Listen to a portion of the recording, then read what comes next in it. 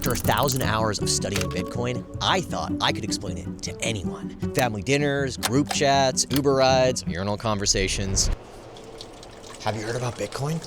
Dude, what the? You show them charts, documentaries, and books, and they still say, but what happens if they turn off the internet? Or, what do you think about XRP? And it makes you want to blow your damn brains out.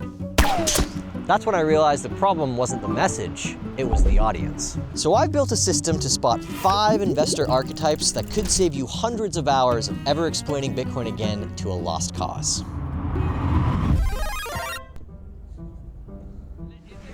You know this person. They're not broke, but they're comfy. Maybe too comfy. They make good money, but never seem to have any. They watch all the Marvel movies, even though they know all the new ones are shit. They complain about prices, but then tip 20% on an $8 latte. And you probably told them to buy Bitcoin a long time ago. Instead, they bought a $400 Stanley Cup collab because it's limited edition. I know you're watching this video, Michael. Should have taken my advice back in 2016, Michael. We'd be chilling on a boat together, Michael. They scroll, they binge, they work, then repeat. Whenever you bring up Bitcoin, they nod politely, like you just told them that you're getting to crystals. Here's the thing, some people just aren't ready yet to start questioning the entire Ponzi scheme that is the US dollar. So stop bringing it up.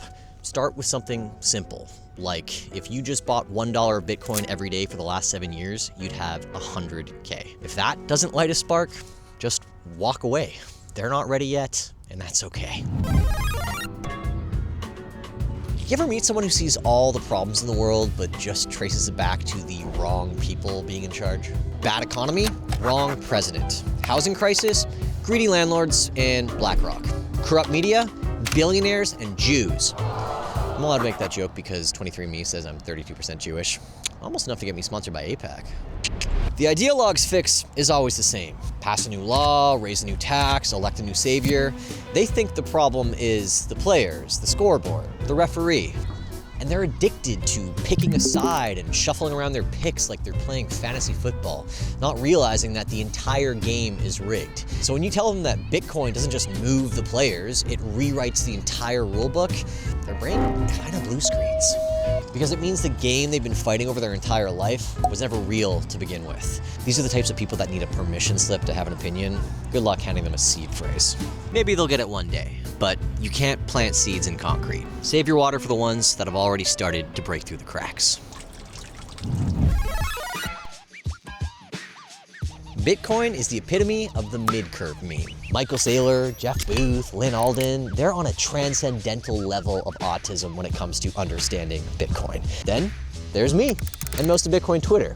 We're also autistic, but more like the I like trains type of autism. But what do we have in common? Conviction. The gigabrains asked all the questions, the autists asked the important ones, but the mid-curves, they asked the wrong questions, and they always seem to get hung up on them. The type of questions like, what happens if the internet goes down? Or what if the government bans it? Bro, the government can't even ban TikTok. But don't be mistaken, mid-curves aren't hopeless. Most know of Bitcoin. They might even own a little bit through their Roth IRA. They'll hear you out, but then they'll ask about intrinsic value, cash flow, and electricity usage. They know that the dollar is a melting ice cube, but that the cure is just real estate, dividend stocks, and index funds. So here's a litmus test I came up with that'll save you a ton of time. You just ask, do you think the system's broken or mismanaged? You'll know your answer right away, but their answer will let you know if that conversation is going to be 10 more minutes or 10 more hours.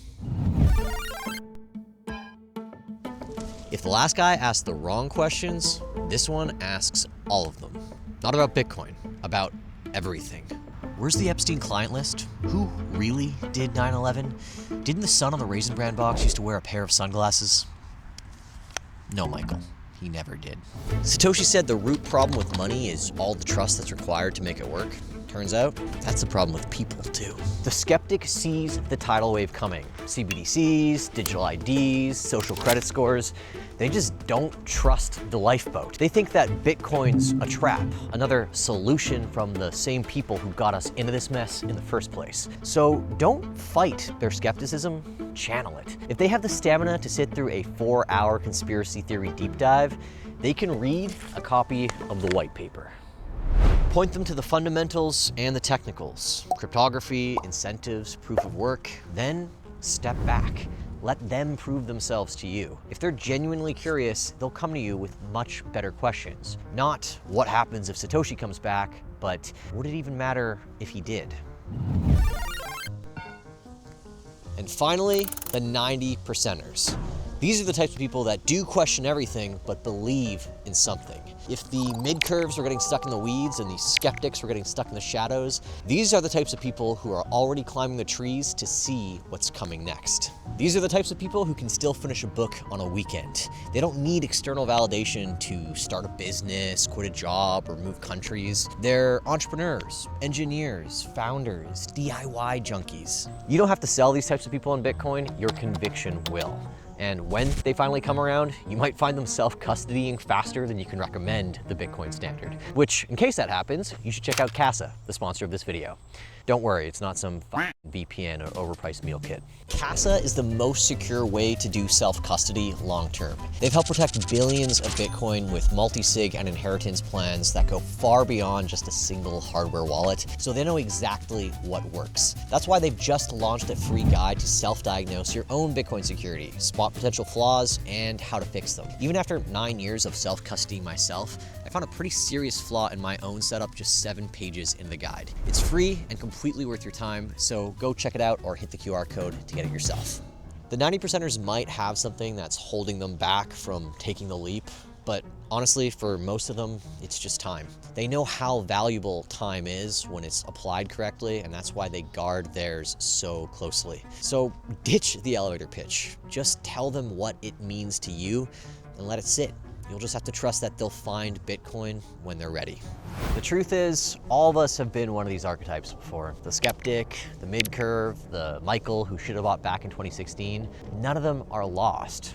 They're just early versions of you, pre-coiners. Just keep stacking, just keep learning, and live life like you've already exited the system. And seriously, don't try to convince everyone. That's my job. Don't take it away from me. Or else, I'm gonna have to eat my pet rabbit for sustenance.